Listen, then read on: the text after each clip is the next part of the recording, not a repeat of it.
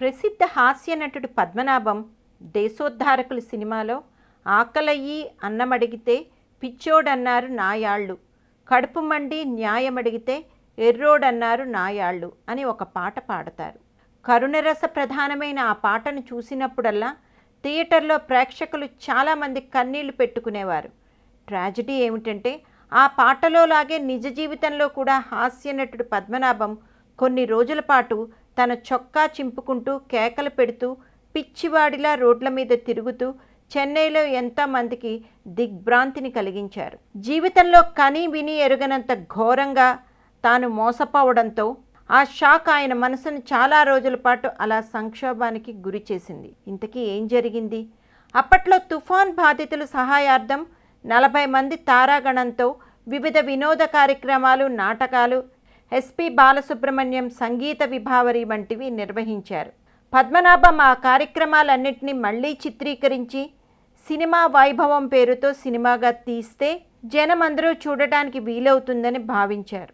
ఆయనకు సినిమా నటీనటులు, టెక్నీషియన్లు అందరూ సహకరించారు. చిత్రం పూర్తయింది. ఆ సినిమా వైభవం కోసం పద్మనాభం దశరథ రామయ్య అనే ఫైనాన్సర్ వద్ద 60,000 రూపాయలు అప్పు చేయాల్సి వచ్చింది. ఆ రుణానికి హామీగా పద్మనాభం తీసిన సినిమాలు దేవత, పొట్టిప్లీడరు, శ్రీ శ్రీ శ్రీ మర్యాద రామన్న, శ్రీరామ కథల నెగిటివ్లను తాకట్టు పెట్టారు. 6 నెలల్లోగా అప్పు తీర్చకపోతే ఆ నెగిటివ్లకు ఆయనే యజమాని అవుతాడు. అది ఒప్పందం. తేలిగ్గా అప్పు తీర్చేయవచ్చని అనుకున్నారు పద్మనాభం. అక్కడే ఆయన అంచనా తప్పింది. సినిమా వైభవం పరాజయం పాలైంది. 6 నెలల గడువు పూర్తి కాగానే ఏమాత్రం వ్యవధి ఇవ్వకుండా ఆ దశరథ రామయ్య పద్మనాభం కష్టార్జితమైన ఆ నెగిటివ్ హక్కులను ఏరియాల వారీగా దాదాపు 3 లక్షల మేరకు అమ్మేశాడు. పద్మనాభం తీసుకున్న అప్పు కేవలం 60,000. అయినా తిరిగి ఇవ్వాల్సిన డబ్బు ఇవ్వలేదు. ఆ నెగిటివ్లు వాపసు ఇవ్వలేదు. మనిషి కనిపించలేదు.